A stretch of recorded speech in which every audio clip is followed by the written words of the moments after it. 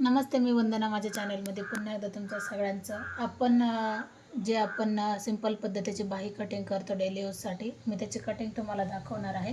तर मी एक सोबत 2 ब्लाऊजची कटिंग करते. बघू शकता 2 ब्लाऊज 80 पॉईंट आहे. सगळ्यात अगोदर आपल्याला पुढच्या साईडने जेवढं मोडपायचं आहे, समजा आपल्याला जेवढी हात शिलाई करायची तेवढी जागा तुम्ही सोडून द्या.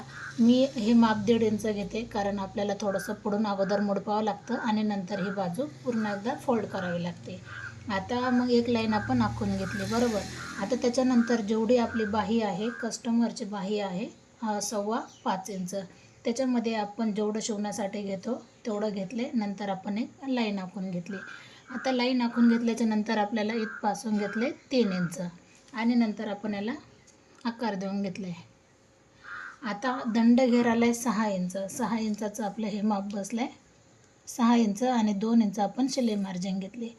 तर अशा पद्धतीने आपण ह्या ब्लाऊजची कटिंग केली. तर आपण याची आता कटिंग करू. कमी वेळामध्ये आपण 3-4 ब्लाऊज एकसोबत कटिंग करू शकतो. आता ज्या वेळेस आपल्याला फोल्ड करायचं आहे त्यावेळेला आपण अशा पद्धतीने फोल्ड करायचं आहे आणि नंतर मी तुम्हाला दाखवते का याला